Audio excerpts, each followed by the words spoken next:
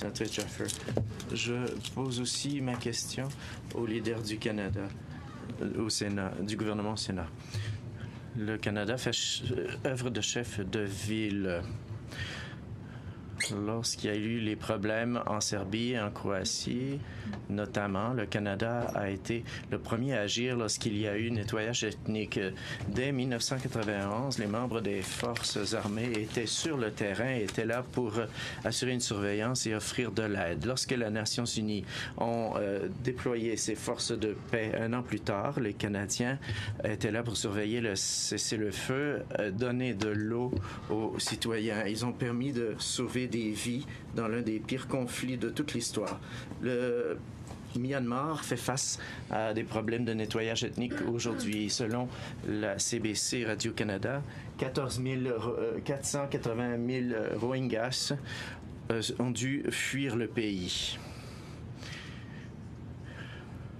Mais je trouve que la réponse du Canada, cette fois-ci, est beaucoup plus faible. On offre très peu d'aide et on n'a pas de rôle actif pour mettre un terme à ce conflit violent.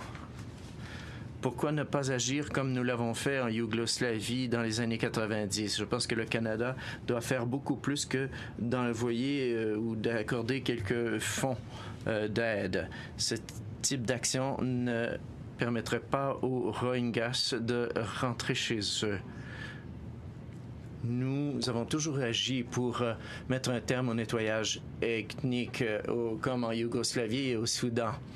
Lorsqu'on dit que le Canada est de retour à l'échelle internationale et qu'il est prêt à envoyer 600 membres des forces armées pour des opérations de l'ONU, eh bien, que faisons-nous maintenant? Je vous ai déjà posé cette question. Que compte faire le Canada? Merci, honorable sénateur, pour cette question et vos préoccupations, surtout quant à la situation des Rohingyas. Le Canada agit activement à ce dossier et on a envoyé 9,8 millions de dollars pour les populations Rohingyas, dont 70% sont des hommes et des femmes qui sont les plus touchés.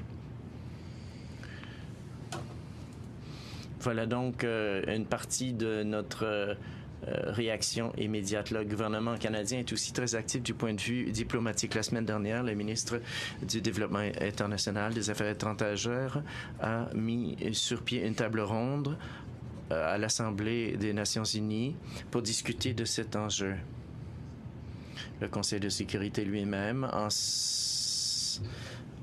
à l'instant même, débat de cette question.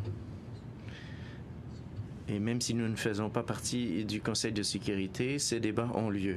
Le Canada travaille dans le contexte des diverses organisations internationales qui doivent concerter leurs efforts afin de pouvoir agir de façon encore plus déterminée face à cette situation. La sénatrice Jaffer,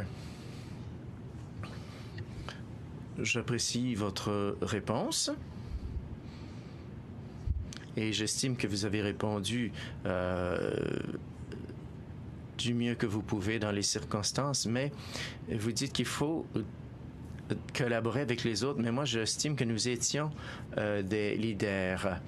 Les premiers ministres chrétiens et Martin avaient pris les devants au Darfour. Quand allons-nous faire preuve de leadership dans ce dossier? Le sénateur Harder. Je remercie la sénatrice pour ces questions et pour la reconnaissance du rôle joué par le gouvernement et qu'elle a joué dans ces circonstances. Le Canada, dans cette instance, est très actif, à la fois directement et indirectement, en collaborant avec les États, ces États amis. Mais il faudra voir quelles mesures il faudra prendre en collaboration avec nos alliés. Le premier ministre a un intérêt personnel à cette question et il y a des activités de diplomatie directe avec les personnes responsables. Il a aussi demandé au ministre des Affaires étrangères et du Développement international de présenter un message canadien de l'aide directe du Canada afin d'accroître la pression sur les autorités visées.